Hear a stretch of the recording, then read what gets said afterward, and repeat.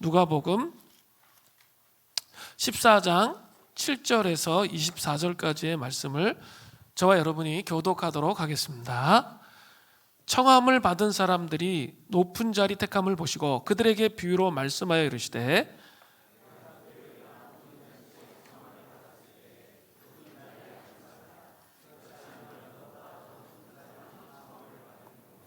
너와 그를 청한 자가 와서 너더러 이 사람에게 자리를 내주라 하리니 그때 내가 부끄러워 끝자리로 가게 되리라.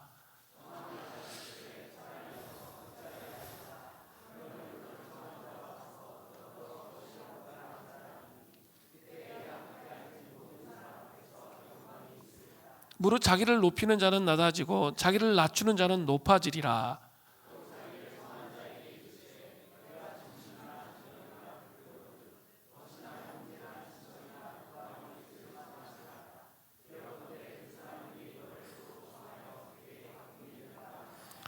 잠치를 베풀거든 차라리 가난한 자들과 몸 불편한 자들과 저는 자들과 맹인들을 청하라.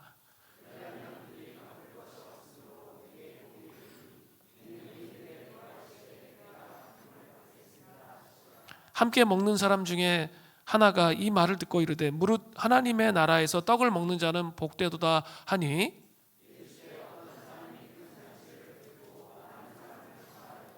잔치할 시각에 그 청하였던 자들에게 종을 보내어 이르되 오소서 모든 것이 준비되었나이다 하매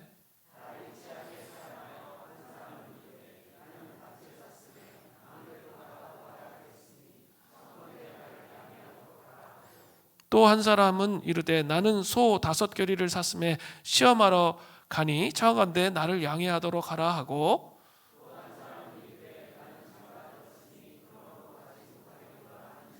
종이 돌아와 주인에게 그대로 고하니 이에 집주인이 노하여 그 종에게 이르되 빨리 시내의 거리와 골목으로 나가서 가난한 자들과 몸 불편한 자들과 맹인들과 저는 자들을 데려오라 하니라.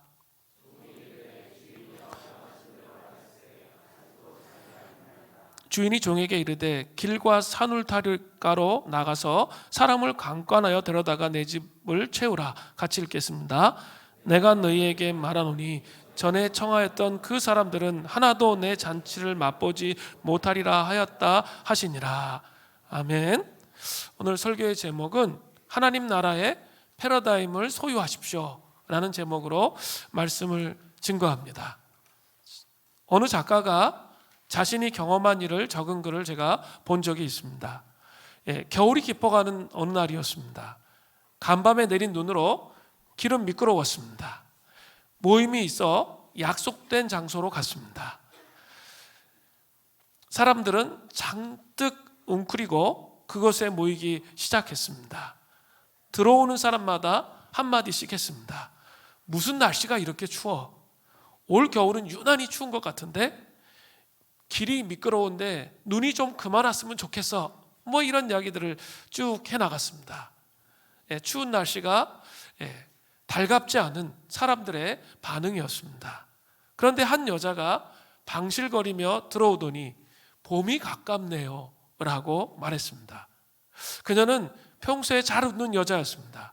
그녀는 깊은 겨울 속에서 봄을 본 거죠. 참 참신하죠? 봄이 가깝네요. 보고 느낄 수 있는 것은 누구나 할 수 있습니다. 그러나 그것을 어떻게 생각하고 해석하느냐는 사람마다 다 다를 수 있습니다. 문제와 환경 자체가 아니라 그 환경이나 문제를 어떤 관점으로 생각하고 보느냐에 따라서 삶이 달라질 수 있는 것이죠. 이 관점이 중요한 거예요. 관점이 중요합니다. 인생길에서도 깊은 겨울을 만날 때가 있습니다. 암울하고 도무지 봄이 다시 오지 않을 것처럼 느껴질 때가 있습니다. 깊은 추운 인생의 겨울을 지나고 있는 사람들에게 어느 아빠가 딸에게 들려준 이야기를 들려드리고 싶습니다. 어린 딸은 거세게 바람이 몰아치는 겨울밤에 떨며 아빠에게 원망스럽게 물었습니다.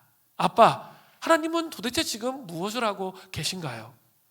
아빠가 어린 딸을 품에 안으면서 대답했습니다. 하나님은 지금 환한 낮과 그리고 봄을 만들고 계신단다. 너무 심오하죠? 환한 낮과 봄을 지금 만들고 계시다는 거죠. 어떻게 이런 멋진 하나님 나라의 패러다임을 소유할 수 있을까요? 이 패러다임이라는 것은 사람의 인식을 형성하는 함축적이거나 명시적인 규칙을 바탕으로 사물을 보는 방법입니다. 패러다임은 관점, 같은 말이에요. 관점이라고 볼 수 있습니다. 패러다임은 안경과 같아요. 어떤 안경을 끼고 있느냐에 따라서 세상이 다르게 보이죠. 투명한 안경을 끼고 있으면 어때요? 투명하게 세상이 보이죠. 그러나 검은 안경을 끼고 있으면 어때요? 검게 세상이 보입니다. 그 패러다임이 바로 안경과 같아요. 어떤 관점을 의미하는 것입니다. 사랑하는 성도 여러분, 여러분들은 이 하나님 나라의 관점을 소유하고 계십니까? 이게 되게 중요해요. 이 어떤 안경을 끼고 있느냐? 하나님 나라의 가치, 성경적 가치의 안경을 여러분 끼고 계시냐라는 거예요. 우리 공동체는 초대교회 말씀 묵상 계속 해 나가면서 많은 성도님들이 말씀과 기도의 삶을 이제 3년, 4년, 5년 이렇게 살게 사신 분들이 많이 계세요. 그런데 자꾸 그렇게 말씀을 묵상하고 살다 보면 나도 모르는 상태 속에서 이 관점이 생겨요. 이 말씀의 관점이 자기 안에 생긴다는 거죠. 오늘 간증도 그런 관점이 생긴 내용들을 함께 나누신 거죠. 그렇게 생겨나고 있습니다. 아니, 관점이 생겨나는 것으로 끝나는 것이 아니고 그 하나님 나라의 관점이 생기면 그 다음에 뭐가 올까요? 경험되는 거죠. 경험되고 있다라고 표현해야 맞습니다.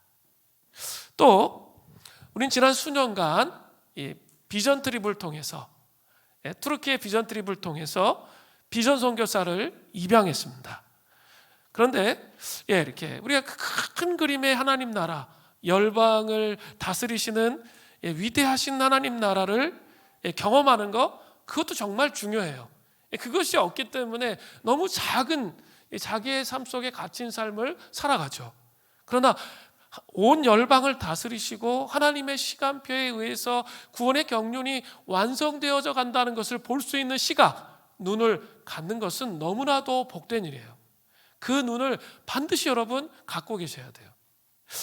그것들이 중요하지만 더 중요한 것은 그 열방의 구원의 경륜이 하나님의 뜻에 따라서 움직이고 있다는 것을 보이는 것도 중요하지만 그 열방에서 받은 것을 자기의 삶 가운데 하나님 나라의 패러다임을 가져오는 것, 그것도 앞에 거 얘기한 것 못지않게 중요한 것입니다.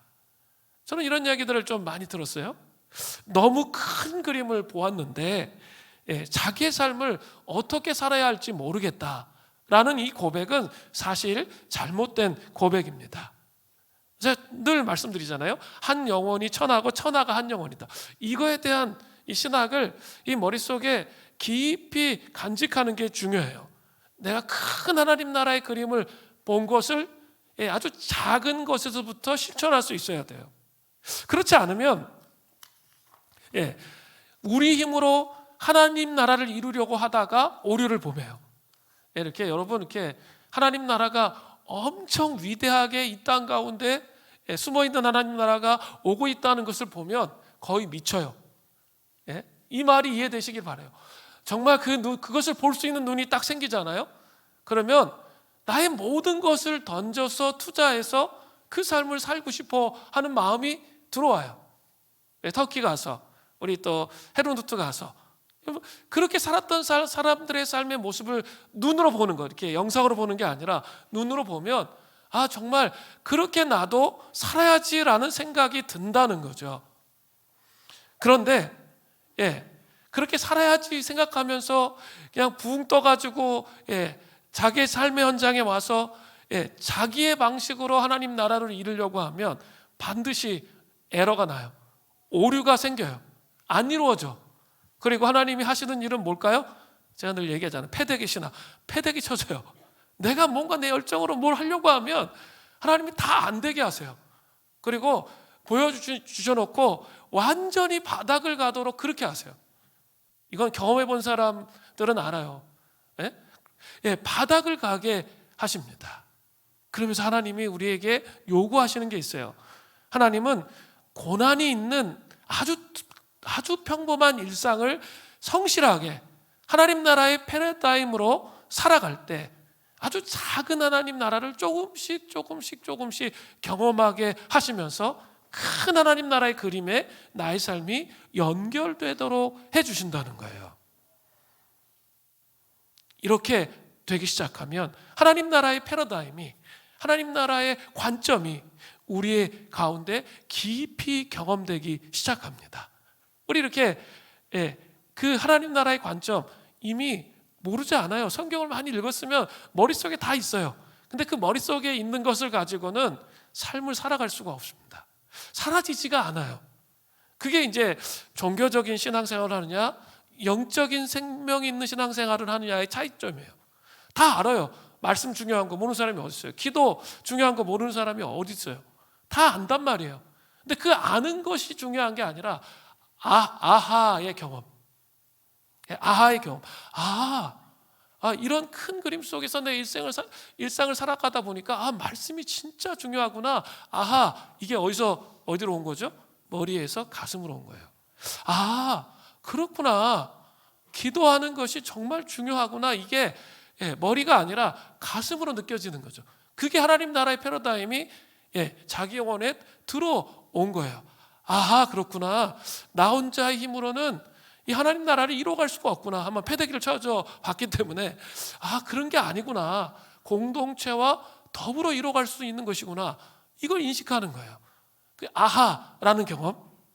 또 관계가 중요하구나. 관계 없이 하나님 나라를 이룰 수 없구나. 고립되어서는 하나님 나라가 이루어지지 않는구나. 이걸 깨닫는 거예요. 또 존중이 중요하구나. 하나님을 존중하고 형제 자매들을 존중할 때 하나님 나라가 이루어지는구나. 그렇구나. 먼저 그의 나라와 의를 구하니까 하나님 진짜 열어주시는구나. 이게 경험돼야 된다니까요. 그게 내 영혼 안에 패러다임으로 오는 거예요. 관점으로 세워지는 것이죠. 그렇구나. 사랑이 중요하구나. 정말 사랑 외에는 아무것도 아니구나. 이게 머리에서 가슴으로 오는 거예요. 긍휼이 중요하구나. 일치와 연합이 중요하구나. 정말 우리가 나 혼자의 힘으로만 하나님 나라 이룰 수 있는 게 아니구나. 이런 것들을 깨닫는 거예요. 오늘 또 공동회를 하게 될 텐데요. 저는 함께 2024년의 비전을 나누면서 각 부서별로 비전을 나누게 될 텐데 이것이 우리의 비전이 되고 일치와 연합으로 온라인돼서 하나님 나라를 꿈꾸는 그런 일들이 있기를 원합니다. 한 마음과 한 뜻이 되는 거, 원 어코드, 한 마음과 한 뜻이 되어서 하나님 나라를 소망하면서 바라보는 그런 시간. 저는 공동회가 축제가 되었으면 좋겠습니다. 누구를 판단하고 정죄하는 시간이 아니라 이렇게 축제가 되어서 하나님께 올려드리는 시간이 되기를 간절히 바랍니다. 이런 게 뭘까요? 그게 바로 하나님 나라의 패러다임이 내 영혼 안에 새겨지는 과정이라는 것이죠. 오늘 본문의 전문맥 누가복음 14장 1절을 보면 안식일에 예수님이 한 바리새인 지도자 집에 식탁에 초대받으심으로 시작돼요. 바리새인들은 예수님이 흠잡을 때가 있나 없나 이렇게 비난의 눈초리로 바라보면서 흠잡으려고 막 안달이 나 있는 상태, 그 상태에서 예수님은 안식일임에도 불구하고 수종병 걸린 사람을 치유하십니다. 수종병이라는 것은 신체에 여러 부위에 물이 고여서 몸이 붓고 살이 썩어 나가는 병으로 당시에 불치병이었습니다. 수종병에 걸린 사람을 치유하시면서 식탁 위에서 하나님 나라의 패러다임, 이 관점에 대해서 예수님께서 말씀하시는 거예요. 우리 11월부터 지금 1월까지 우리 복음서의 이 중간에 누가복음의 내용들 중에 상당히 많이 하나님 나라와 관련된 이야기들이 정말 언급되고 있어요. 오늘도 동일해요. 부흥으로 도약하기 위해서 중요한 가치가 뭐예요? 하나님 나라 가치를 모르면 그 부흥이 우리의 야망을 채우기 위한 부흥이 된다는 거예요. 그것이 아니라 진짜 하나님 원하시는 부흥이 뭔지를, 하나님 나라의 가치를 분명히 인식하고 그것이 체득될 때, 그때만이 하나님이 원하시는 방향으로 나아갈 수 있게 되는 것이죠. 하나님 나라의 패러다임 관점의 첫 번째는 교만을 경계하고 겸손한 삶을 살아야 됩니다. 누가복음 14장 7절을 보세요. 청함을 받은 사람들이 높은 자리 택함을 보시고 그들에게 비유로 말씀하여 이르시되. 자, 1절부터 6절에는 수정병 들린 사람을 치유하시는 그 예수님께 집중되어 있었죠. 그런데 이제 반대로 그 잔치에 청함받은 바리새인들에게 예수님이 보시면서 말씀하시는 거예요. 예수님은 어떤 모습을 보셨습니까? 잔치에 청함받은 사람들이 높은 자리를 자꾸 선택해서 앉으려고 하는 걸 보신 거예요. 유대인들은 식사할 때 대체적으로 이 디귿자형 있죠? 이 디귿자형으로 앉아서 식사를 했어요. 비스듬히 눕는 거예요. 이 탁자 같은 곳에, 이렇게 책장이 아니고 탁자 같은 곳에 누워서 식사를 했습니다. 이 디귿자의 중앙에 주인이 있는 거고, 주인 그 왼쪽에 비스듬히 누워서 가장 이렇게 소중한 손님이 있는 거예요. 그 다음에 오른쪽, 이렇게 나가는 거예요. 그러다가 맨 끝, 디귿자의 맨 끝에 쪽에 있는 사람은 별로 주인하고 관계가 깊지 않은 사람, 그 자리에 앉는 거예요. 바리새인들은 엄격한 규율 준수의 특징을 볼 때 서열에 따라서 자리에 앉는 것을 매우 중요시 여겼을 것이 틀림없어요. 그들은 막 눈알이 돌아가면서 거기 자리에 앉기 전에 자기가 앉을 자리를 찾는 거에 막 혈안되어 있는, 목숨 걸고 자기의 신분적 자존심을 지키기 위해서 눈으로 싸우는 거죠. 눈으로 나는 어디에 앉아야 되나, 그래서 내가 사회적 지위와 포지션이 있지, 주인하고 같은데 가까운데 앉아야지, 뭐 이런 생각 속에 갇혀 있는 것이죠. 나는 쟤보다 높아, 쟤보다 주인하고 친해, 뭐 이런 생각 속에 있을 때 예수님께서 그것을 보신 거죠. 겉으로는 안 그런 척하면서 속으로 막 눈알이 막 돌아가면서 치열한 자리 싸움하는 모습이 얼마나 우스꽝스러웠겠습니까? 자리를 차지하는 과정에서 높은 자리에 앉은 사람 막 우쭐해. 나는 이 정도야. 뭐 이런데 맨 끝자리에 앉은 사람 얼굴에 똥 씹었어. 막 그 얼굴이 잿빛이었을 거야. 참 짜증난다. 내가 맨 끝에 앉게 됐네. 이렇게 생각할 수 있다는 거죠. 그 잔치라는 게 뭡니까? 잔치는 기쁨과 즐거움의 나눔이 있어야 되는 게 잔치죠. 그런 것보다 오히려 사회적 자부심의 장으로 그냥 전락되어 버린 그 모습을 볼 수 있다는 거죠. 이렇게 자기를 높이려는 교만함으로 말미암아 잔치의 시작부터 인간관계의 파괴 현상을 아주 적나라하게 지금 보여주고 있는 거죠. 그때 예수님께서 그들의 마음속에 교만을 보시면서 비유로 말씀하시는 거죠. 누가복음 14장 8절부터 10절을 보세요. 내가 누구에게나 혼인잔치에 청함을 받았을 때 높은 자리에 앉지 말라. 그렇지 않으면 너보다 더 높은 사람이 청함을 받을 경우에 너와 그를 청한 자가 와서 너더러 이 사람에게 자리를 내주라 하리니 그때야 내가 부끄러워 끝자리로 가게 되리라. 청함을 받았을 때 차라리 가서 끝자리에 앉으라. 그러면 너를 청한 자가 와서 너더러 버티어 올라 앉으라 하니라. 그때야 함께 앉은 모든 사람 앞에서 영광이 있으리라. 잔치의 비유를 통해 예수님이 말씀하세요. 결혼식 잔치가 제일 중요한 격식이 있는 그런 잔치였기 때문에 그 잔치를 통해서 요점을 분명히 전달하시는 거예요. 자신의 사회적 지위가 가장 높다는 것을 가시하기 위해서 교만하게 잔치의 맨 높은 자리에 가서 앉았는데 주인이 와서 내려앉아 이렇게 하면 얼마나 쪽팔릴까요? 너무 무한하겠죠, 그죠? 그렇게 된다는 거죠. 주제 파악이 안 된 교만을 부리다가 큰 낭패를 경험하게 된다는 거죠. 반대로 주제 파악이 된 사람이 처음부터 겸손하게 끝자리에 앉은 거예요. 근데 주인이 버티어 더 올라와 앉으라 하면 함께 있는 사람들에게 영광이 된다는 거죠. 저 사람은 중요한 사람이었구나, 주인에게. 그런 생각이 든다는 거예요. 그러면서 이 말씀의 결론을 내려서 예수님께서 말씀하시는 거죠. 누가복음 14장 11절이에요. 무릇 자기를 높이는 자는 낮아지고 자기를 낮추는 자는 높아지리라. 이것은 교만의 삶을 경계하고 겸손의 삶을 살아야 함을 보여주고 있는 겁니다. 이것이 하나님 나라의 패러다임, 이 관점의 첫 번째예요. 교만의 삶을 경계해야 돼요. 그리고 겸손의 삶을 사는 것, 이거 머릿속에 아주 각인되어 있어야 돼요. 이게 너무나 중요한 거예요. 그리고 너무나 많이 까먹어. 초대교회부터 내려왔던 7가지 대제가 있어요. 이 대제 중에 첫 번째가 뭡니까? 교만이에요. 가만히 있으면 이게 올라오거든, 이 교만한 마음. 그렇기 때문에 이 교만을 경계하고 겸손한 삶을 살기 위해서 끊임없는 묵상과 씨름과 하나님 앞에 그런 여정을 가야 된다는 거예요. 그냥 나는 교만하지 않아, 이 생각 속에 빠져 있으면 교만해진 상태가 된다고요. 그게 죄된 본성 때문에 그런 거죠. 특별히 교만과 겸손은 하나님과의 관계 안에서 결정되는 거예요. 관계 안에서 그게 결정됩니다. 하나님 없이 스스로의 힘으로 인생을 경영해 나아가고 무엇인가 문제를 해결하려고 한다면 이미 자기는 원하지 않지만 교만한 상태에 빠져 있는 거예요. 이렇게 되면 끊임없이 하나님이 부어주시는 내면의 힘으로 인생을 아름답게 펼쳐 나아가는 것이 아니라 밖에 보여지는 것에 너무나 집중된 삶을 산다는 거죠. 사람들의 이목이 너무 중요한 거예요. 사람들에게 집중되어 있는 삶을 사는 거죠. 그렇게 되면 평안해야 되는데, 삶이 평안해야 되는데 불편하고 불안해지는 거죠. 목마를 때 사이다나 콜라를 먹는 것과 똑같은 상태가 된다는 거죠.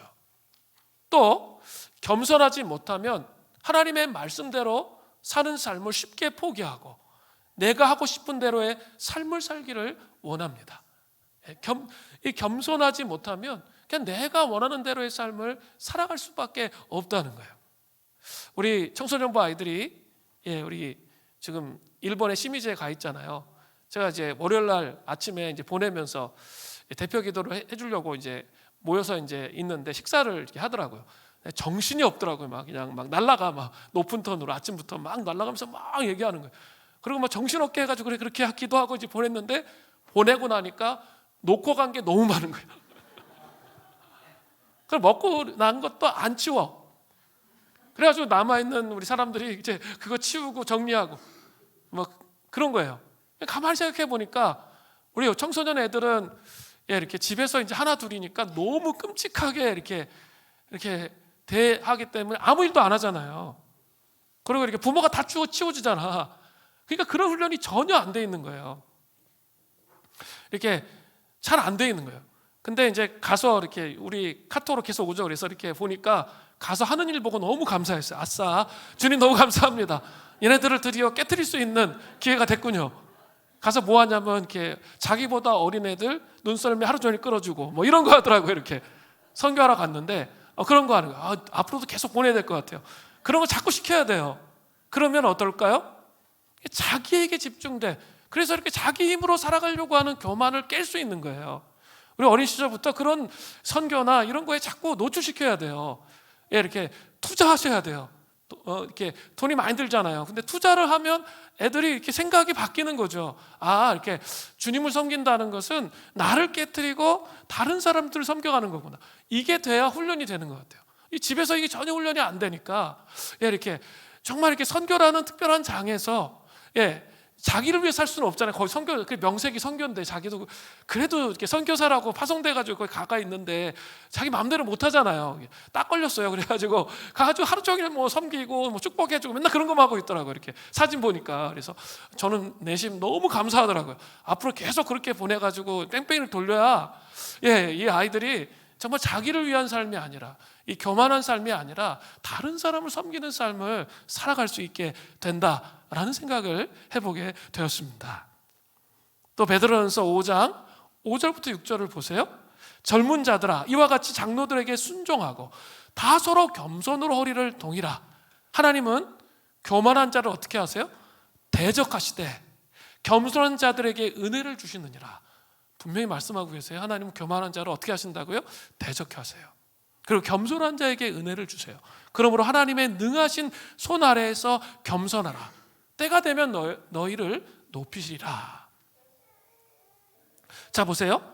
여기 교만의 옷이 아닌 겸손의 옷을 우리 삶 가운데 입어야 돼요. 하나님의 능하신 손 아래서 겸손하라, 이런 구절이 나오죠. 이것을 유심히 살펴봐야 돼요. 하나님의 능하신 손 아래는 그분의 능력, 힘, 권세, 강함을 상징하는 거예요. 그것이 바로 하나님의 갑옷, 즉 겸손의 옷을 입는 거예요. 하나님의 능력, 힘, 권세, 강함, 능하신 손 아래 겸손한 것이 하나님의 갑옷을 입는 거예요. 겸손의 옷을 입는 거라는 거죠. 이것이 실제의 삶 속에 어떻게 나타납니까? 우리가 하나님의 힘과 권세 아래 자신을 낮추는 거예요. 그러면 인간의 생각과 경험이 하나님 말씀보다 높아지지 않게 됩니다. 자기를 끊임없이 낮추면 내 그 생각, 경험, 그것이 하나님보다 높아지지 않는다는 거죠. 즉 우리의 이상이나 논리와 상관없이 하나님을 믿으며 하나님 말씀대로 하게 된다는 거예요. 논리가 중요합니까? 안 중요합니까? 중요하죠. 그죠? 이상이 중요합니까? 중요하지 않습니까? 모르세요?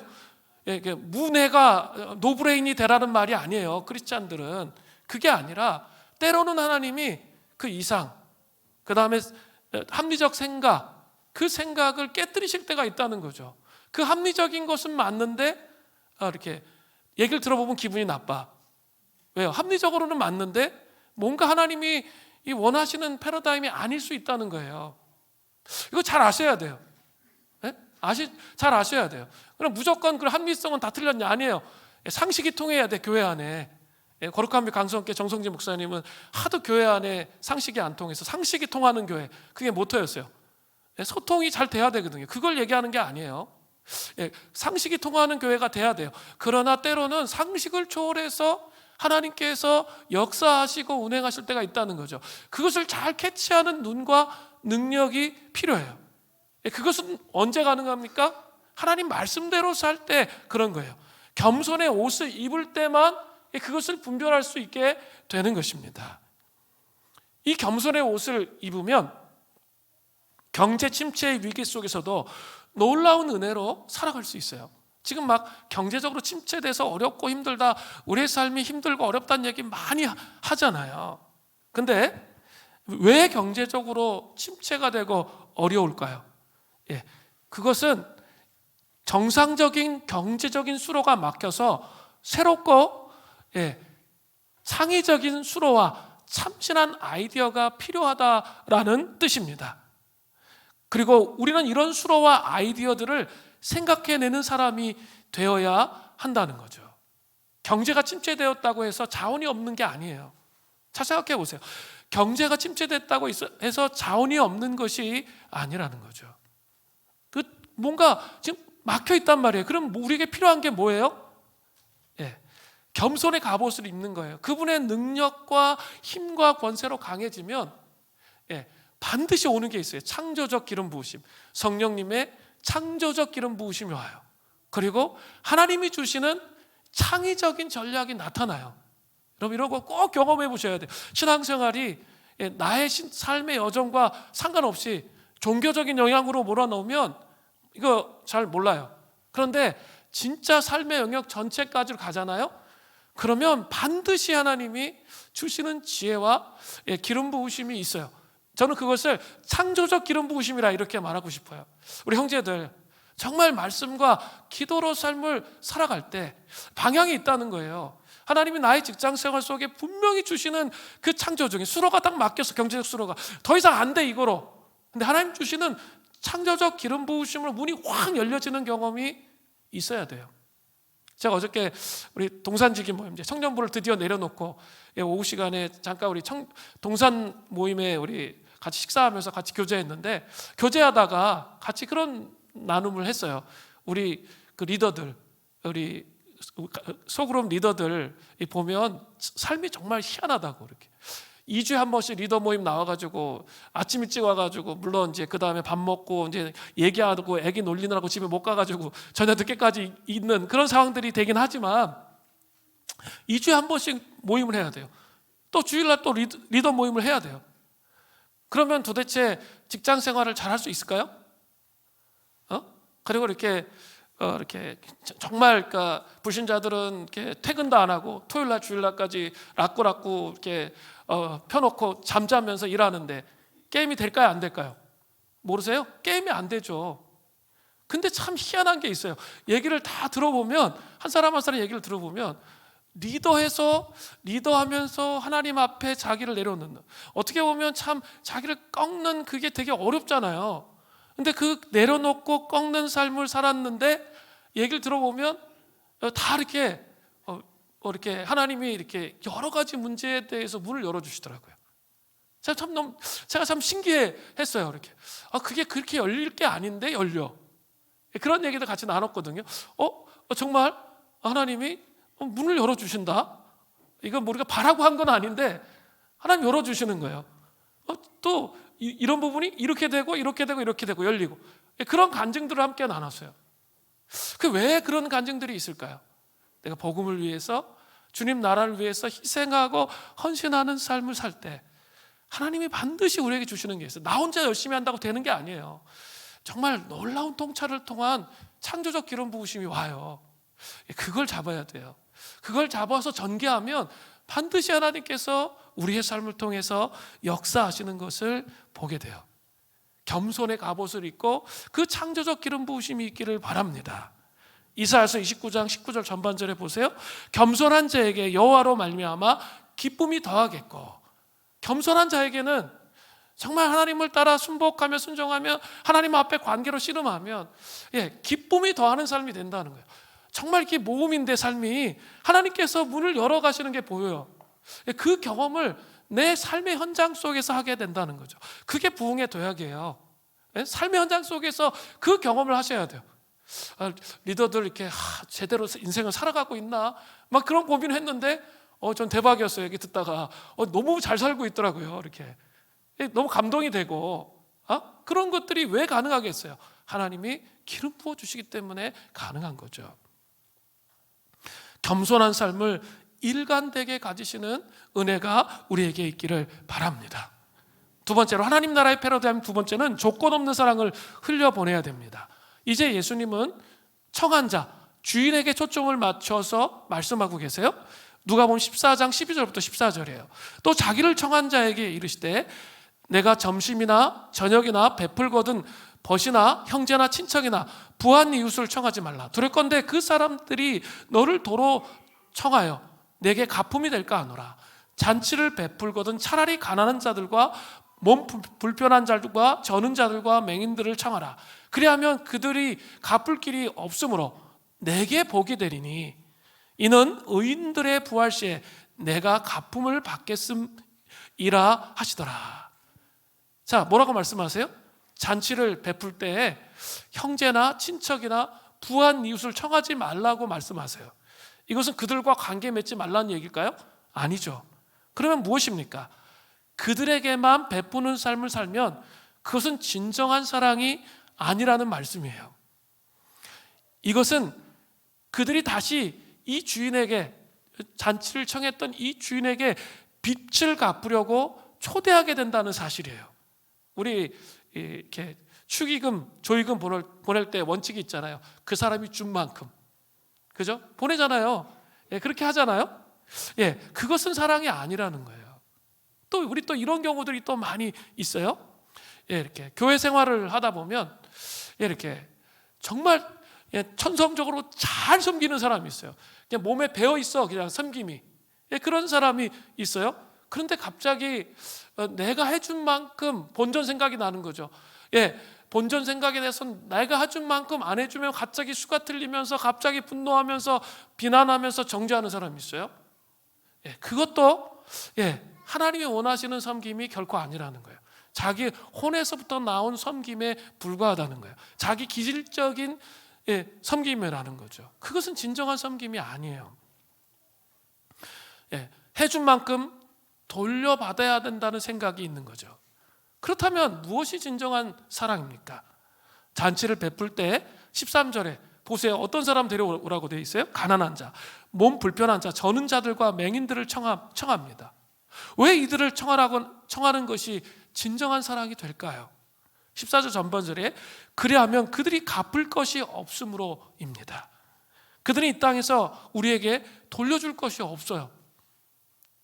이것은 그들에게 어떤 것을 바랄 것이 없다는 거죠. 바랄 것이 없다는 것입니다. 즉 조건 없는 사랑을 하기에 딱 좋은 거예요. 조건 없는 사랑을 하기에. 우리는 이 땅에 살면서 조건 없는 사랑을 흘려보내는 삶을 살아야 됩니다. 주고받는 식의 사랑으로 나에게만 머무는 것이 아니라 조건 없는 사랑을 통해서 이 땅에서 아름다운 삶을 살도록 부르심을 입었어요. 왜요? 우리가 그 성육신의 사랑, 조건 없이 인간의 몸을 입고 오신 그 예수 그리스도의 사랑, 그 십자가의 사랑을 먼저 받았기 때문에. 조건이 있습니까? 여러분이 뭘 잘했기 때문에 받았어요? 구원을 여러분이 잘했기 때문에 받은 거 아무것도 없어요.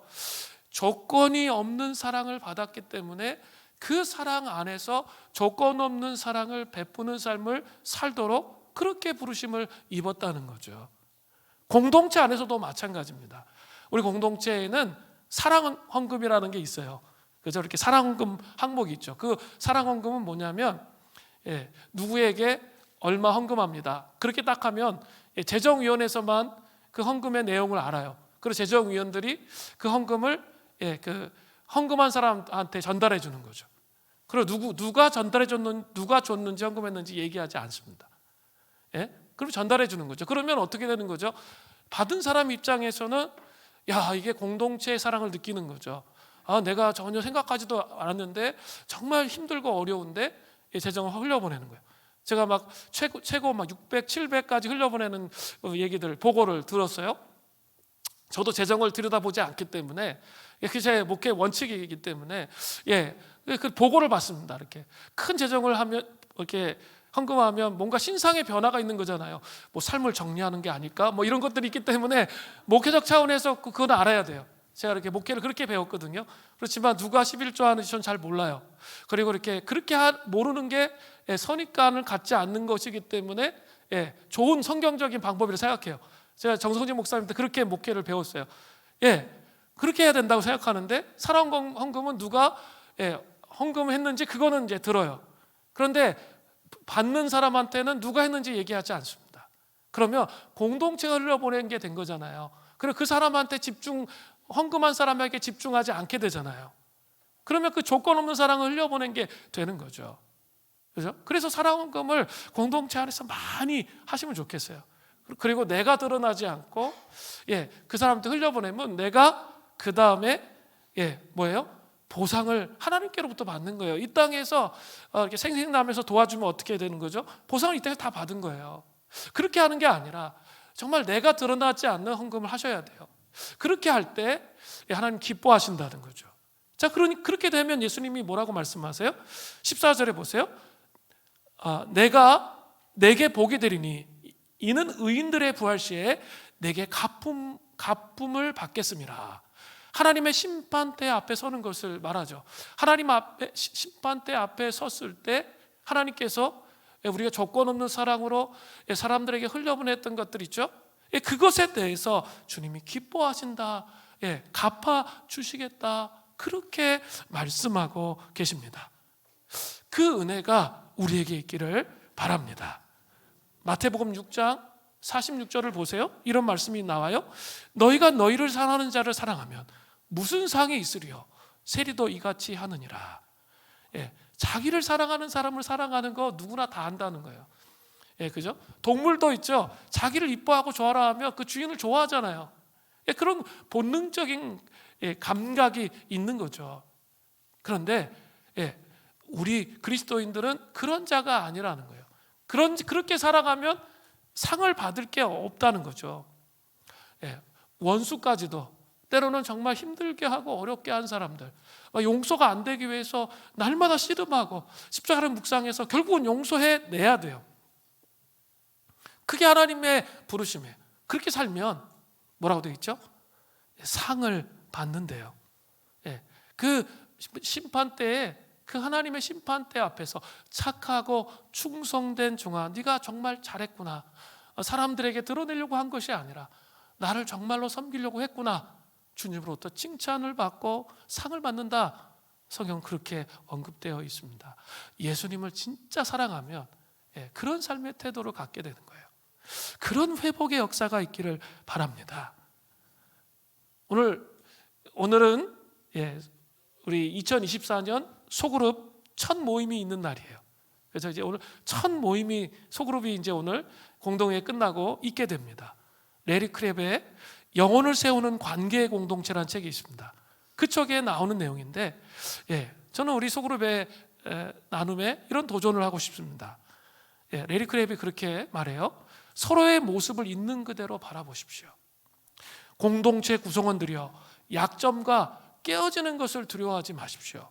우리 안에 거하시며 우리를 변화시키시는 성령의 역사에 집중하십시오. 약점과 연약함을 나누는 것을 두려워하지 말라는 거예요. 그리고 성령께서 우리를 변화시키는 것에 집중된 나눔. 물론 약점과 두려움을 얘기하는데 막 한풀이하고 낙심해서 막 얘기하는 사람이 있어요. 그런 나눔을 할 필요도 없어요. 그게 아니라 연약함과 약점을 얘기하는데 성령께서 우리를 변화시키실 것에 집중된 나눔이 있어야 된다는 거죠.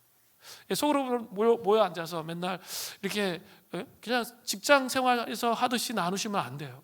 껍질이 벗겨지지 않는 나눔, 그냥 일상적인 나눔으로 끝난다면 성령의 역사가 우리의 소그룹을 통해서 일어나지 않을 것입니다.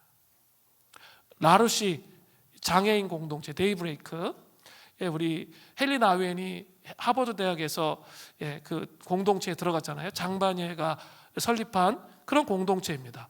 라르시 장애인 장애인 아르만도를 레리 크랩이 소개합니다.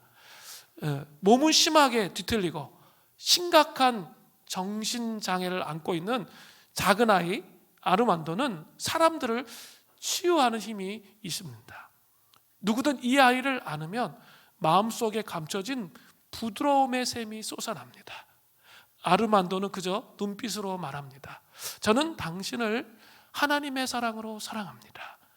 당신과 함께 있는 게 정말 좋아요. 한번 잘 생각해 보세요. 몸이 뒤틀리고 심각한 정신장애가 있는 사람도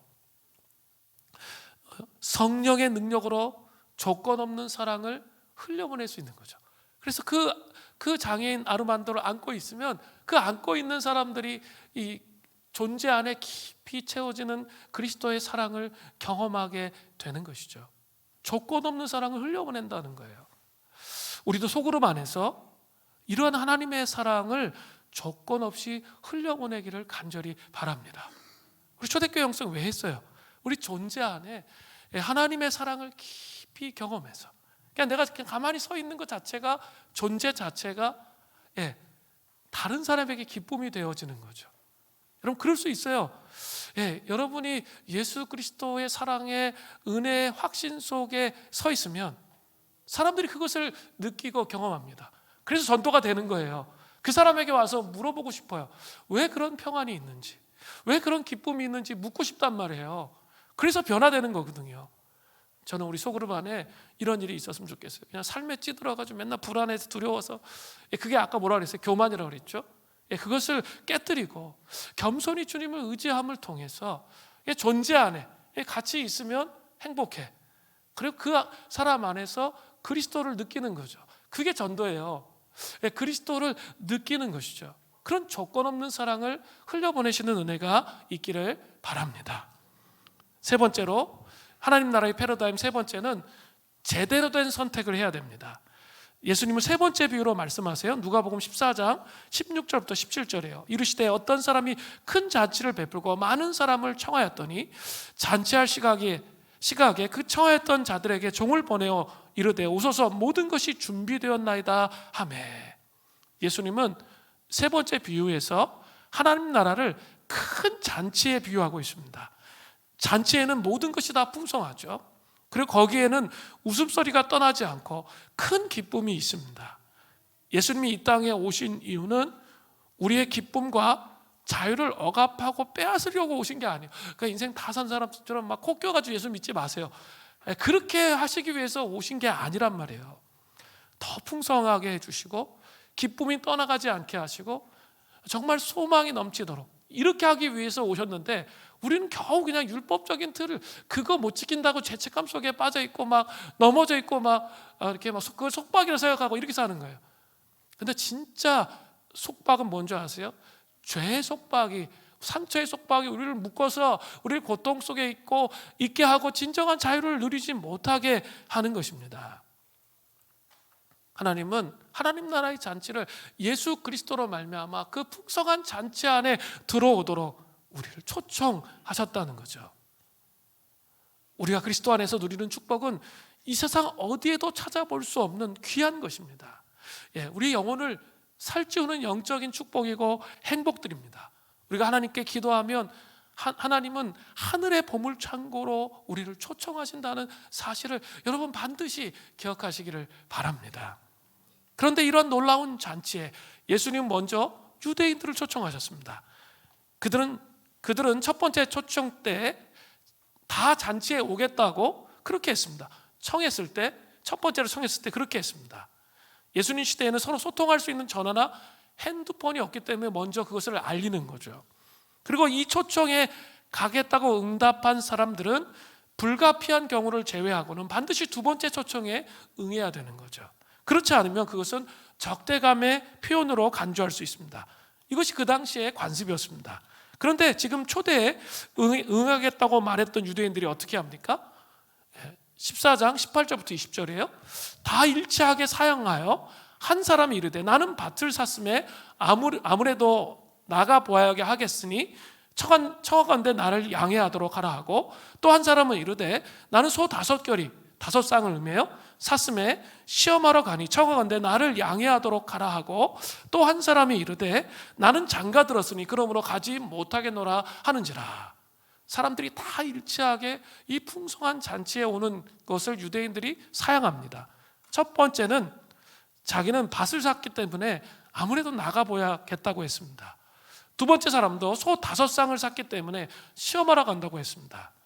그 중요한 잔치에 초청했는데 그들은 결정적인 순간에 엉뚱한 선택을 하고 있습니다. 자기 자신의 재산에 집중하고 있는 것이죠. 하나님 나라보다 자신의 재산에 집중하는 그런 선택을 했다는 거죠. 그때 그 영광스러운 잔치에 참여하는 특권을 놓쳐버린 거죠. 세 번째 사람은 나는 장가 들었으니 가지 못하겠다고 말했습니다. 사실 신명기 24장 5절에 보면 새롭게 아내를 맞이한 사람은 1년 동안 군 면제예요. 겉으로 보기에는 아주 성경적인 것 같아요. 그런데 잘못된 부분이 있어요. 그것은 뭐냐면 공적인 직무에서는 면제되었지만 사회적 관례에 참석하는 것은 면제가 아니에요. 그죠? 공적인 직무에서 면제된 것이죠. 그런데 율법을 교묘하게 이용해서 완악하게 자신을 위한 합리적 선택을 한 거죠. 우리 그리스도인들이 이럴 때가 되게 많아요. 소관 없는 거죠. 저 자신도 그럴 때가 있어요. 이 성경적 전체 내용을 보면서 나의 이기적인 마음을 깨뜨리는 게 아니라 합리화시키는 거죠. 그러면서 그런 태도를 가지고 있는 것이죠. 사실 이들은 마태복음 16장 33절의 원리를 적용하지 않은 선택을 한 거죠. 결코 제대로 된 선택이라 말할 수 없습니다. 마태복음 16장 33절이 뭡니까? 그러즉 너희는 먼저 그의 나라와 의를 구하라. 그리하면 이 모든 것을 너희에게 더하시리라 라는 말씀이에요. 유대인들은 하나님 나라의 패러다임을 존재 중심에 소유하고 있지 못했기 때문에 결국 풍성한 하나님 나라의 잔치를 경험하지 못하게 되었다는 거죠. 본인들 스스로 선택한 거부였습니다. 그래서 어떻게 됩니까? 누가복음 14장 24절을 보세요. 내가 너희에게 말하노니 전에 청하였던 그 사람들은 하나도 내 잔치를 맛보지 못하리라 하였다 하시니라.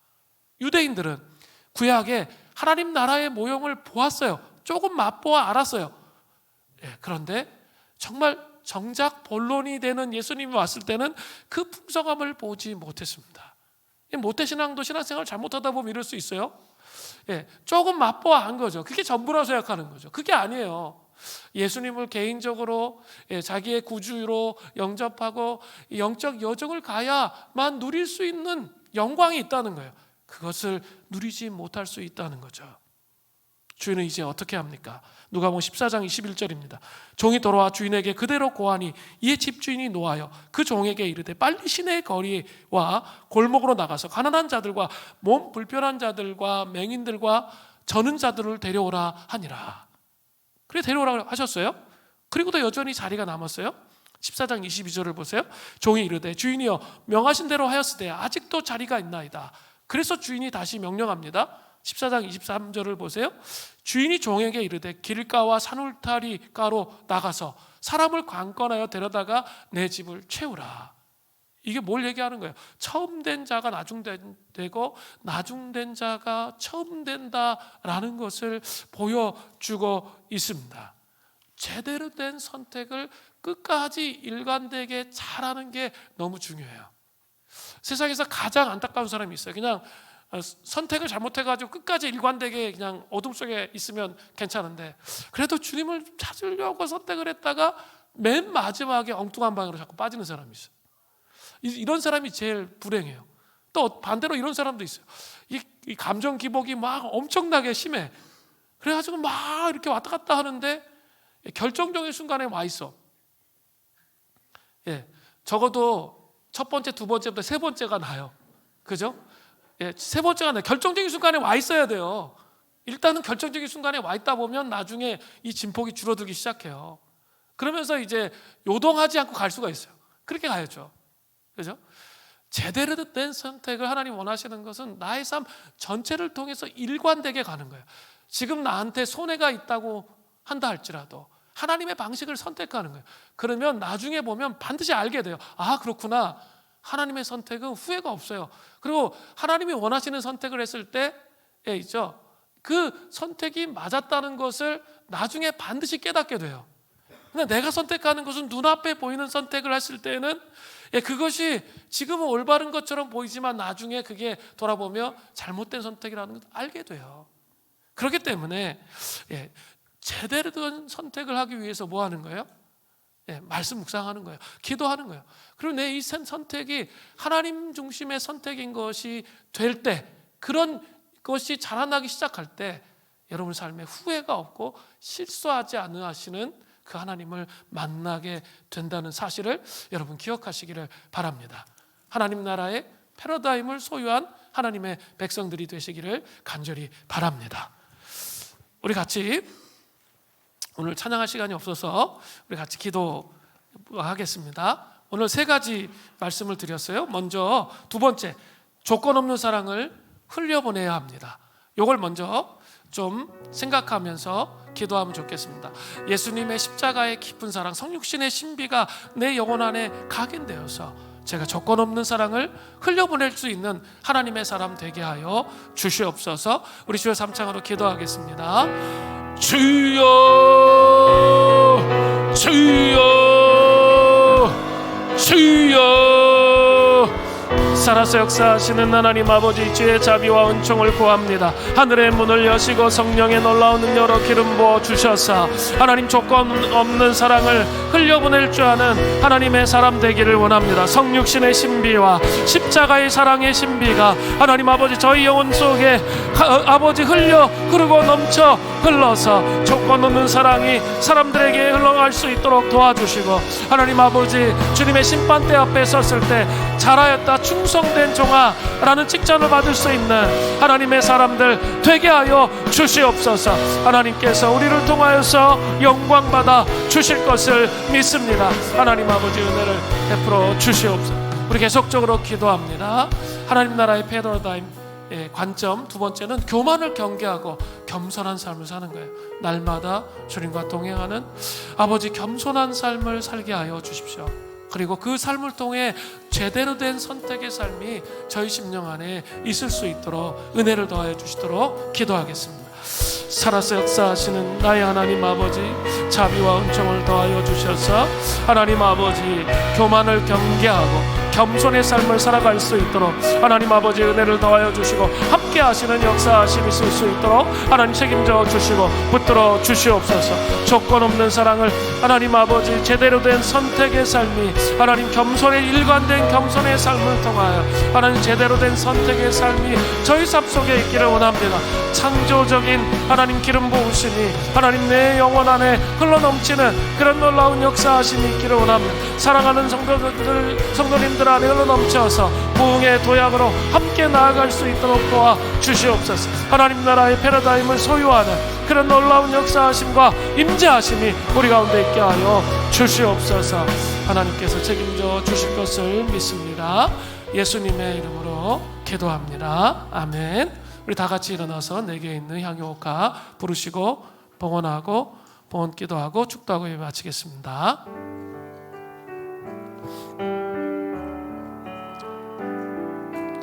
내게 있는 향유옥화 주께 가져와. 찬양팀 나오시죠. 그바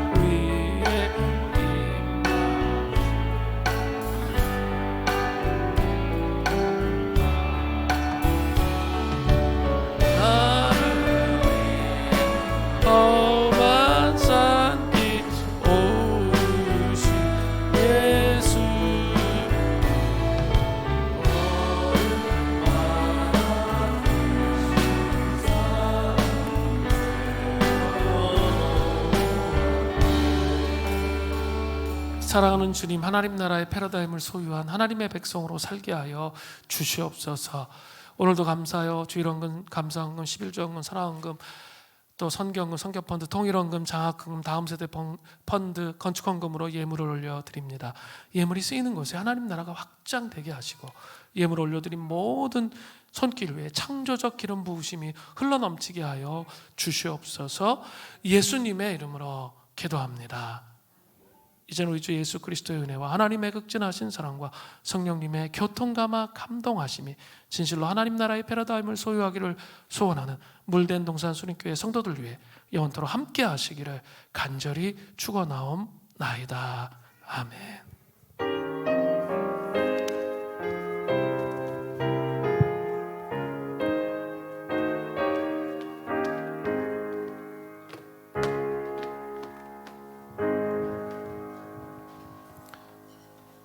네, 우리 이제 공동회에 진행하도록 하겠습니다. 그 자리에 세례교인 이상이신 분들은 앉아 계시면 같이 공동회를 진행하도록 하겠습니다. 우리 장로님들 앞으로 좀 나와주시고 진행하도록 하겠습니다. 잠깐 기도하겠습니다. 기도하고 진행하겠습니다. 제가 기도하겠습니다. 하나님 아버지, 또 우리 오늘 2024년을 바라보면서 공동회로 진행됩니다. 하나님 아버지, 비전과 꿈으로 연합하고 하나 되어 부흥에 도약하는 공동체 될 수 있도록 지켜주시옵소서. 예수님의 이름으로 기도합니다. 아멘. 네, 자 그러면 먼저 좀 진행을 하겠습니다. 우리 PPT 좀 준비해 주시면 좋겠고요. 먼저 목회 계획들,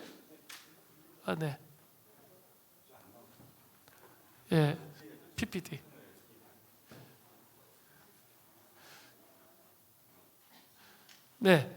우리 물등동 수림교회 2024년 사역계획 이제 시작하도록 하겠습니다. 저부터 시작해서 장로님들이 돌아가면서 함께 나누도록 하겠습니다. 자, 넘겨주세요. 또 넘겨주시고, 목회 비전은 우리 들으셨죠? 부흥으로 도약하라. 이사야서 40장 31절. 크게 중점사항이 3개입니다. 초대교회 형성, 복음의 본질 위에 하나님 나라를 세우는 공동체. 지금 하나님 나라에 대해서 계속 말씀드리고 있죠. 다음 세대를 든든히 세우는 공동체. 다음 세대에 좀 집중해서 올해 좀 할 거고, 비전 선교사, 북한 선교를 세우는 공동체. 이게 올해 중점사항이 되겠습니다. 넘기겠습니다. 우리 교회 일꾼들 잠깐 보겠습니다. 넘겨주시죠. 우리 보시면 되겠고요. 우리 송구영신 때 소개했기 때문에 다 넘어가겠습니다. 네, 장로님 네 분 이렇게 쭉 돼 있고, 우리 또 서리 집사님 이렇게 보시면 되겠습니다. 넘어가겠습니다. 자, 교회 운영 조직도를 좀 보셔야 되는데, 네, 우리 당회 밑에는 예배위원회, 양육위원회, 사역위원회, 재정위원회 이렇게 되어 있습니다. 그리고 양육위원회 옆에 다음 세대위원회, 선교위원회 이렇게 되어 있는데, 나중에 우리 장로님들이 더 세워져서 이 선교위원회, 다음 세대위원회까지 우리 장로님들이 다 세워지면 진짜 좀 명실상부한 당회로 이렇게 좀 되어질 거란 생각이 듭니다. 그래서 예배위원회 안에는 우리 경배와 찬양부, 주보제작부, 예배지원부, 미디어부, 홍보부 이렇게 돼 있고요. 양육위원회, 교육부, 청년부, 장년부 이렇게 돼 있고요. 다음 세대위원회가 여기 같이 협력하도록 되어 있습니다. 그리고 사역위원회는 긍휼사역부, 전도부, 스포츠선교부, 세가족부, 시설주차관리부, 주방봉사부 이렇게 되어 있고요. 선교위원회가 옆에 또 같이 협력하도록 되어 있습니다. 선교후원부, 선교훈련부, 통일사역부, 재정부, 대외협력부 이렇게 되어 있고요. 재정위원회, 재정지원부 이렇게 이 구조를 1층에 이렇게 놓을 겁니다. 그래서 혹시 뭐 궁금한 거나 이런 거 있으시거나 뭐 건의할 거 있으시면 요거에 맞춰서 이렇게 이야기해 주시면 되겠습니다. 1층에다 이렇게 해놓을 겁니다. 넘어가겠습니다. 위원회 사역을 이제 보고할 텐데요. 첫 번째 예배위원회인데, 오늘 이거 진현수 장로님이 다 준비하신 건데 독감에 걸렸어요. 그래가지고 집에서 예배드리고 있고 그냥 오지 말라 그랬거든요. 그래서 제가 그 예배국 내용을 좀 알려드리면 좋을 것 같아요. 그래서 경배차장부 우리 박준희 안수 집사님, 예배지원부 임수연 집사님이 담당하세요. 주보제작부 장승호 전도사님이 이렇게 하고 있습니다. 좀 보시면 되겠고요. 그 다음에 홍보부, 홍보부 김유진 집사님, 데코레이션부 김현성 원사님, 미디어부 이윤호 집사님 이렇게 담당하고 있습니다. 그 내용들도 자세히 좀 보시면 되겠습니다. 자, 그러면 이제 양육위원회 권기룡 장로님 나오셔서 이야기하도록 하겠습니다. 네, 안녕하세요. 권기룡 장로입니다. 시간이 많지 않고 배고프실 것 같아서 좀 빨리 말씀을 드려야 되는데, 사실 양육위원회 말씀드릴 게 굉장히 많긴 한데요. 일단 대충 설명을 드리겠습니다. 양육위원회 담당 전도사님은 신명보 전도사님이고요. 조직은 오른쪽에 보시는 것처럼 이렇게 교육부, 청년부, 장년부, 다음 세대 위원회 이렇게 구성되어 있습니다. 교육부부터 설명을 드리겠습니다. 네, 교육부는 저희가 이제 두 가지 큰 목표로 해서 운영을 하고 있습니다. 일단은 저희가 초대교회 영성을 통해서 우리가 세워지는 것들을 지금 훈련을 하고 있는데요. 그러한 초대교회 영성을 아이들에게도 전수하고, 또 초대교회에서 이루어졌던 양육 방식들을 저희 주일학교에 적용을 해서 아이들을 세워가는 그 큰 목표가 하나 있고, 또 하나는 지금 보시다시피 교육부라고 하면 유아유치부, 아동부, 청소년부가 있습니다. 그래서 요 세 개의 어떤 그 부서가 이제 아이들이 유치부, 유아유치부에 들어가서 청소년부를 졸업할 때까지 유기적으로 그 훈련 방식들이 연결이 되어서 아이들이 조금 더 유치부에서 아동부 가면 조금 더 다양하고 풍성한 훈련을 받고, 또 청소년부로 가면 조금 더 생활에 직접적인 훈련을 받을 수 있도록 연계하는 것들을 주요 목표로 해서 운영을 하고 있고요. 지금 유치부, 아동부는 이제 숫자를 보시면 23명, 48명은 작년이랑 거의 유사하고요. 대신에 이제 점점 이제 청소년부가 조금 늘어나고 있습니다. 작년에 청소년부가 17명 정도였는데 이제 29명이고, 내년에는 30명이 넘을 거고, 그 후년에는 어떻게 쭉쭉 갈 것 같습니다. 그래서 청소년부의 파워가 우리 교회에서 제일 셀 수 있는 그런 부서가 될 것 같습니다. 네, 유치부는 임경현 전도사님과 이제 황성기 집사님께서 담당을 해주시고요. 주로 올해는 아이들을 성품 훈련, 아주 어린 아이들이 뭐 말씀을 아주 집중력 있게 배우기는 한계가 있기 때문에 성품과 또 부모님과 함께 동력 사역하는 것들을 중심으로 많이 할 겁니다. 그래서 유치부 부모님들은 많은 협조를 좀 부탁드리고요. 아동부는 새로 부임하신 양희원 전도사님과 또 우리 박정원 권사님께서 이제 수고를 해 주실 거고요. 이제 아동부부터는 이제 많은 이제 훈련들이 있습니다. 하야, 하가부터 해가지고 여러 토요 성경 통독, 또 보혈기도, 뭐 이런 기도 훈련들도 쭉 있을 거라서 이제 많은 훈련들을 한다라고 생각하시면 되고요. 또 청소년부는 신명보 전도사님과 유황욱 권사님께서 섬겨주시고 청소년부도 굉장히 많은 훈련들을 예정을 하고 있습니다. 보시면 이제 영성훈련, 뭐 온라인 캠핑, 멘토 특강 굉장히 많은 것들을 하고 있는데 결국은 이제 청소년부 아이들이 이제 사회에서 만나는 여러 가지 어려움들을 이제 교회라는 공동체 안에서 훈련으로서 또 이제 영성으로서 조금 하는 것들을 배워나가는 그런 아주 다양한 활동들을 좀 계획을 하고 있고요. 관심을 가져주시면 좋을 것 같습니다. 예. 또 하나는 이제 교육부의 부서는 아니지만 꿈책동 아시죠? 이제 꿈꾸는 책동산이라고 해서 저희가 15년부터 이제 계속 그렇게 한 8년, 9년 지금 하고 있습니다. 이제 책을 가지고 초등학생 아이들에게 이제 하나님의 나라, 일반 서적을 통해서 그 안에 있는 하나님의 숨겨진 성품이나 나라의 원리들을 이렇게 가르쳐 주는 건데요. 저희가 이제 8년, 9년 이렇게 사실 운영을 해왔는데 이제 운영상 어려움들이 조금 있습니다. 이제 참여하는 아이들, 그러니까 이게 이제 비용을 내고 이제 3개월 정도 참여하는 건데 참여하는 아이들의 숫자적인 어떤 어려움도 있고 또 섬길 수 있는 교사분들의 어려움이 조금 있습니다. 그래서 올해는 조금 변화를 좀 해보려고 해요. 저희가 이제 운영해 왔던 것들을 이제 뭐 운영이 어렵기 때문에 이렇게 그만두거나 이런 방식보다는 조금 더 아동부에 많은 아이들이 혜택을 볼 수 있는 방향으로 조금 새로운 운영 방안을 수립하려고 합니다. 그래서 기존에는 많은 돈을 내고 3개월 정도의 어떤 일정한 그 훈련 프로그램 안에서만 했다면 지금은 올해 생각하는 건 비용보다는 이제 아동부의 전체 관심 있는 전체 아이들이 다 혜택을 볼 수 있는 방향으로 예를 들면 이제 밑에 나왔지만 운영 예시 보면 이제 토요 꿈책동 학교라고 해서 이제 한 3주간 4주간 아이들에게 이렇게 도서를 가지고 할 수 있는 우리 교회 4층에 있는 책을 활용해서 할 수 있는 것들을 조금 더 고민해 보려고 하고 있습니다. 이거는 지금 이제 아이디어 차원인데요. 우리 또 학부모님들 의견 또 수렴하고 또 이런 과정들을 거쳐서 조금 계획을 해보려고 하고 있습니다. 또 청년부는 저희가 이제 27명이 있습니다. 청년부도 27명이면 사실 뭐 많은 숫자라고 생각을 합니다. 이제 27명의 아이들을 잘 세워 나가는 게 중요할 것 같고요. 새로 부임하신 양규봉 전도사님과 또 박승찬 집사님께서 협력해서 또 다양한 활동들을 예정입니다. MT나 여름 사역들 또 전도 축제 같은 것들을 통해서 청년부가 더 잘 세워지는 것들도 있고요. 또 청소년부에서 어차피 졸업하면 올라오기 때문에 그런 것들과도 연계하고 조금 더 체계적으로 운영하는 것들도 지금 고민을 하고 있습니다. 장년부는 이제 미용, 아장, 밑반 이렇게 구성되어 있는데요.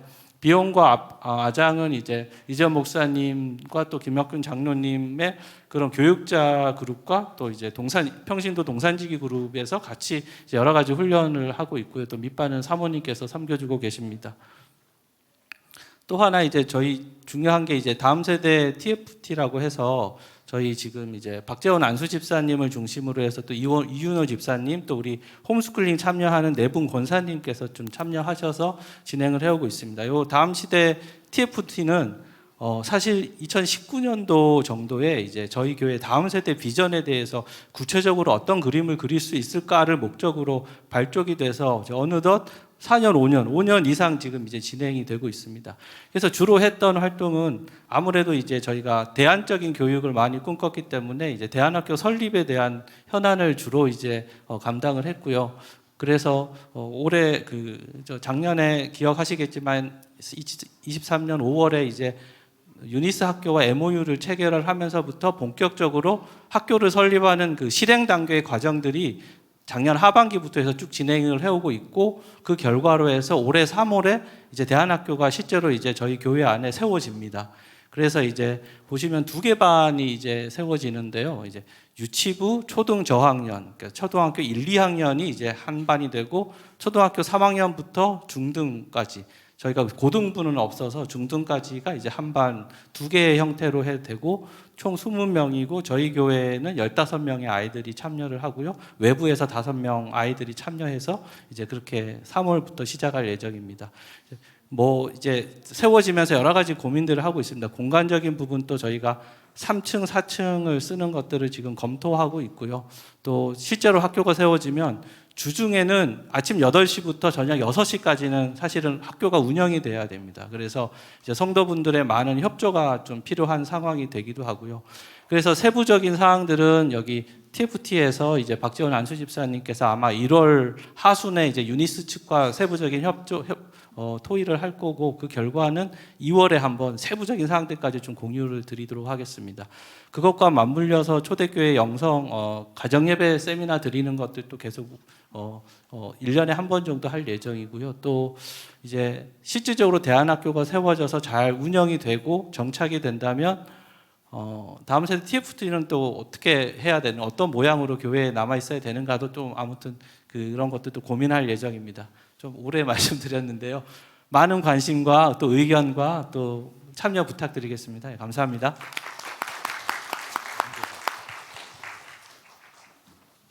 안녕하세요. 그 사역연에 맡고 있는 강길용 장로입니다. 저희 담당 교역자는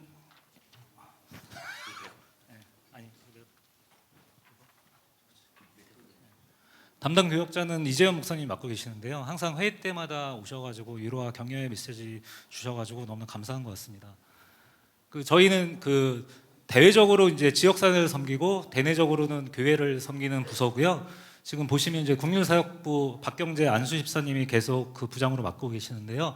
올해는 절기에 맞춰서 저희가 좀 계획을 진행했는데 3월달에 사순절 기간 때 사랑의 헌혈차를 불러가지고 같이 단체로 헌혈할 계획이니까 많은 참석 부탁드리겠습니다. 그리고 4월에 이제 부활절에 맞춰서 기쁨 나눔 상자, 그리고 감자하고 사랑의 김장 나눔을 절개에 맞춰서 진행하려고 하니 많은 참여 부탁드리고요. 그리고 전도부는 2년 동안 수고하셨던 천정혜 권사님이 이제 교사로 섬기게 돼서 맹수현 집사님이 거기를 맡게 되었습니다. 그래서 전도부도 마찬가지로 절개에 맞춰서 부활절 그리고 추수감사절 때 노방 전도 및 찬양을 계획하고 있고요. 그리고 기존대로 평일날 지역사회 분들한테 복음을 전하는 일을 계획하고 있습니다. 그리고 스포츠 선교부 이성근 집사님이 부장으로 계속 맡고 계시고요. 그리고 올해부터는 이제 감독하고 코치가 새롭게 또 바뀌어가지고 갑자기 2달부터 기도회를 하자고 해가지고 지금 저희가 야구를 하면서 같이 기도회도 지금 하고 있는데 이름에 맞게 스포츠 선교로 좀 가고 있지 않을까. 그래서 올해는 진짜 작년 몇 년까지는 좀 씨를 뿌렸다면 올해는 좀 열매를 맺는 야구팀이 됐으면 좋겠다는 생각이 많이 갔습니다. 물론 노는 건 아닙니다. 스포츠 선교. 예, 그리고 탁구팀이 또 이렇게 작년에 활동을 많이 했는데 올해도 또 정규인 탁구대회를 준비하고 있으니까요. 거기에 또 같이 해서 스포츠를 통해서 저희가 또 하나 되는 그런 귀한 시간이 됐으면 좋겠습니다. 그리고 새가족부 다들 기도 많이 해주시죠. 요새 너무 많이 새가족부들이 많이 오셔가지고 참 감사한 것 같은데요.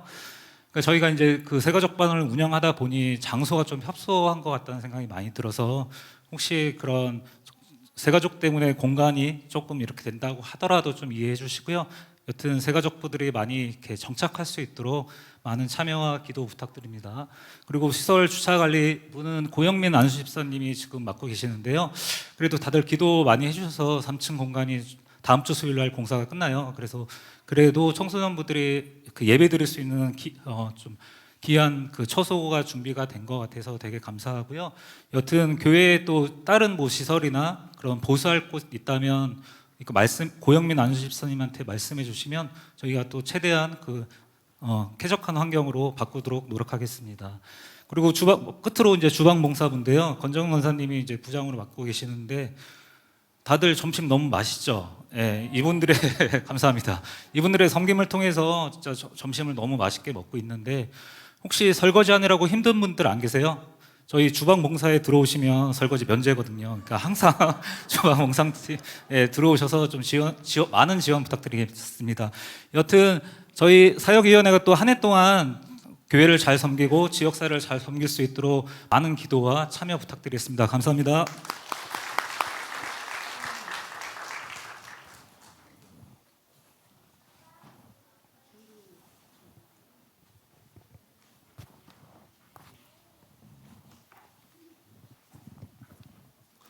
네, 반갑습니다. 선교연을 맡고 있는 고성민 안수집사입니다.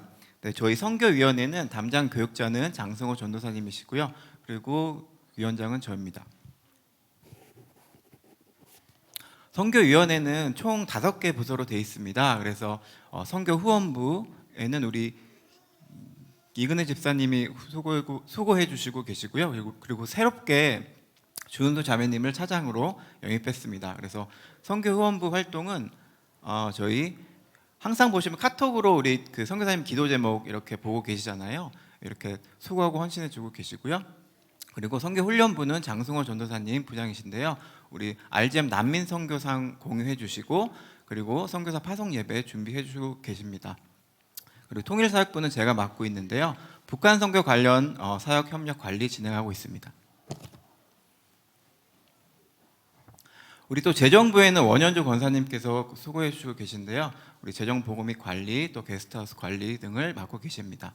우리 대외협력부는 김한 집사님께서 수고해 주시는데 선교 관련 자료 준비 그리고 여러 후원처 발굴을 진행해 주고 계십니다. 저희는 국내 후원도 하고 있고 또 협력 선교사, 또 전문인 선교사, 그리고 비전 선교사 이렇게 진행하고 있는데요. 국내 후원은 총 7곳, 그리고 협력 선교사님은 총 8유닛, 그리고 전문인 선교사는 3유닛 이렇게 진행하고 있습니다. 여기 보시면 저희 비전 선교사가 총 14유닛이 진행되고 있는데요. 보시면 지난주 금요 기도회 때 우리 타교섭 선교사님께서 말씀해 주신 것처럼 좀 현지 상황에 따라서 좀 대체가 되고 또 변경이 되는 중인데요. 지금 처음에 여기 서로 모하마드 그 선교사님까지는 저희가 교회 후원으로 진행하고 있고, 이제 모하마드 레저 로지의 선교사님부터 원조 하나교회는 저희 성도들의 그 사업장과 우리 가정을 통해서 후원하고 있는 우리 선교사님입니다. 저희 월별 사역계획 말씀드리겠습니다. 그래서 1월 달에는 지난 금요 기도회 때 선교사님 선교 보고가 있었고요. 지난주 주일에는 알젠 후원자 그룹 모임이 있습니다. 그리고 게시판 업데이트, 기도회, 또 비전 선교사 파송식 상하반기 계획 중이고요. 그리고 비전 트립 준비, 올해도 비전 트립이 9월 9일 18일 정도 잡았는데 추석 명절 전후에서 진행할 겁니다. 그래서 항상 보면은 저희가 한 6, 7월에 모집을 원래 했었는데요. 가능하면 뭐 1, 2, 3월 달에 좀 빠르게 해서 항공권이나 그런 것들 좀 잘 준비할 수 있도록, 그래서 혹시 참여를 원하시는 분들 전화 장승호 전도사님께 말씀해 주시면 될 것 같습니다. 그리고 몇 번 진행했었죠. 저희 금요 기도회 선교사님 현지 라이브 그 유튜브 중계를 통해서 진행했고, 그리고 12월에는 결산과 예산 계획입니다. 마지막으로 저희 교회가 참으로 많은 사역을 하고 있어요. 선교 관련돼서 보면은 중대형 교회랑 비슷하게 아니면 그 이상으로 사역하고 있는데, 어떻게 보면 많은 우리 성도님들의 후원이 있었다고 생각합니다. 그래서 2024년도에도 더 많은 기도와 후원 부탁드리겠습니다. 네, 감사합니다.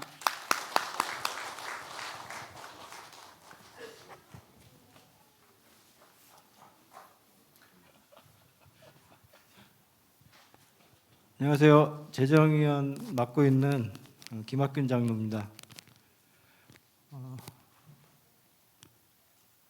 네, 재정위원회 저희는 먼저 위원 소개해드리면은 박승찬 안수집사, 김상훈 집사, 조영덕 집사, 최성진 집사 이렇게 해가지고 2023년하고 변동 없이 동일하게 지금 재정위원들 되고 있고요. 사역 계획은 지금 재정위원회 장기 운영 계획을 좀 논의를 해야 되는데, 이 재정위원들이 막 다른데 뭐 부장들로 뭐 리더로 해가지고 너무 바빠서 2023년에 모이려 그러다가 한 번도 못 모였어요. 저희가 제대로 이게 5명이서 모인 적이 한 번도 없어갖고, 그런데 올해는 좀 모여가지고 좀 장기 운영 계획을 좀 논의했으면 좋겠고요. 뭐 밑에 투명하고 효율적인 재정 관리를 위한 방안들 이렇게 했는데, 뭐 지금도 투명합니다. 근데 일단 뭐 쓸 말이 없어갖고 그냥 하나 써놓은 거고요.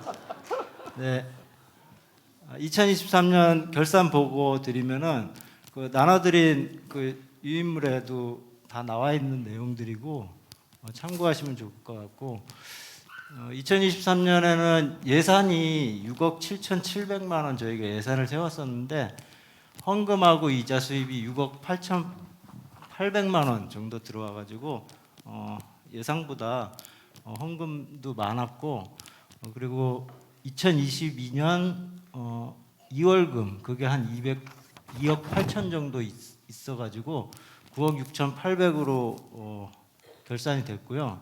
지출은 사역 지출은 6억 1,300만 원 정도 있었고요. 그 외에 이제 대출 원금 상환을 2억 5,700 하면서 총 지출은 8억 7,100만 원. 그래서 2023년으로 2월 되는 금액은 9,700만 원 정도 이렇게 지금 돼 있습니다. 네, 그리고 수입 상세랑 지출 상세는 그 유인물 참조하시면 되겠고요. 2024년 예산은 2023년 6억 7,700에서 지금 7억으로 올해는 예산을 좀 잡았고요. 거의 2023년하고 변동은 크게는 없고 여기 예배위원회 보시면은 왼쪽 밑에 쪽에 수련회 작년보다 좀 우리가 하루 더 수련회 올해는 예정이 돼 있어갖고 그 예산이 좀 늘어났고 그리고 오른쪽에 위쪽에 보면 사역위원회 주방봉사부 요것도 지금 성도들이 늘어나다 보니까는 여기 밥도 많이 먹더라고요. 그리고 이런 예산들 해가지고 몇 가지 좀 추가된 거 말고는 작년하고 거의 대동소이하게 이렇게 예산은 책정돼 있습니다. 그리고 그거 유인물은 이따 끝나고 뭐 가져가서 보셔도 되고 그런데 필요 없으신 분들은 저 뒤에 헌금함 있는데 거기 좀 놔주시면 저희가 정리하도록 하겠고요. 뭐 숫자 이렇게 많은데 나는 이거 잘 모르겠다 숫자도 약하고 그러면서 그래서 교회 재정이 어떻게 되는 건데 그러면서 한 장으로 보여달라는 요청이 무려 한 두 분이 작년에 제가 이게 한 장으로 했더니 그거 너무 좋다고 그러면서 올해도 꼭 그렇게 한 장으로 좀 보여주세요. 그래서 제가 한 장으로 교회 재정 현황 이렇게 했고 작년에 2022년 12월까지 여기까지 제가 2016년 교회 이전 2022년 12월까지 여기까지 말씀드렸었는데 올해는 2023년 12월 요거는 어떻게 됐냐면은 그때 작년에 부채가 다른 건 뭐 골치 아프니까는 부채가 우리가 19억 7천만 원이라고 했었는데 작년에 아까 얘기한 것처럼 2억 5천만 원 갚아가지고 지금 부채가 17억으로 지금 줄어들었습니다. 그래서 제가 작년에 여기서 말씀드릴 때 2025년까지 부채가 10억 밑으로 됐으면 좋겠다. 그래서 좀 그런 그런 금융 비용 좀 줄여가지고 그걸로 다른 많은 사역을 했으면 좋겠다 이렇게 말씀드렸는데 진짜로 이게 요즘에 성도들 이렇게 오시는 거 보니까는 그게 뭐 제가 그냥 한 얘기가 아닌 것 같아요. 진짜로 될 것 같아요. 네네.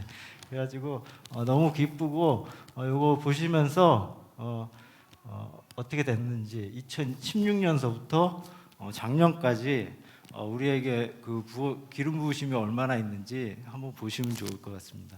네, 이상입니다. 예, 우리 뭐 지금까지 다 일정을 봐야죠 참. 네, 넘겨주세요. 일정을 보겠습니다. 예, 우리 이렇게 중점 훈련 쭉 밑에 써놨고요. 성경 읽는 거 하고 그런 거 그다음에 여기 내용들 좀 보시면 되겠고요. 예, 2월에 우리 창립 기념 부흥사경에 있습니다. 우리 지용훈 목사님 모셔서 이제 할 거고요. 3월에 이렇게 여태까지 내용들을 다 여기 넣어놓은 겁니다. 3월에 보시면 하고 또 제수요일로 사순절이 2월 14일 날 시작됩니다. 넘어가겠습니다. 예, 그다음에 뭐 전교인 수련을 위한 특별 새벽기도 있고 5월에 내적 지우 수련회 교회에서 할 예정이고요. 6월에 전교인 수련회 5일부터 9일까지 지금 계획을 잡았습니다. 그리고 또 넘어가겠습니다. 나머지 보시면 되겠고 8월에 회복 집회가 있고요. 그다음에 트루크의 비전 트립, 청소년부 말씀 축제 이렇게 진행이 될 것 같고요. 뭐 나머지는 이제 보시면 될 것 같아요. 예, 이렇게 되면 될 것 같아요. 네, 뭐 다 내용이 됐고요. 예, 이렇게 혹시 질문이나 뭐 얘기하실 거 있으시면 얘기하시면 좋겠고요. 예, 질문해 주시면 좋겠습니다. 네, 없으시면 그 폐회하는 거를 동의해 주시면 됩니다. 동의하고 제청해 주시면 되는데요. 누가 하셨나요? 폐회하기를 동의하십니까? 예, 저기 김재필 집사님 하셨습니다. 그러면 제청하십니까?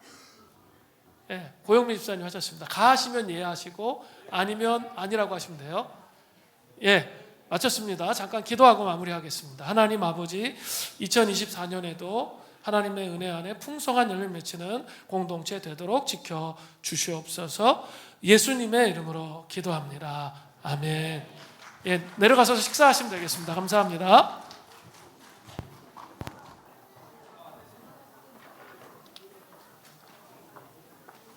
목사님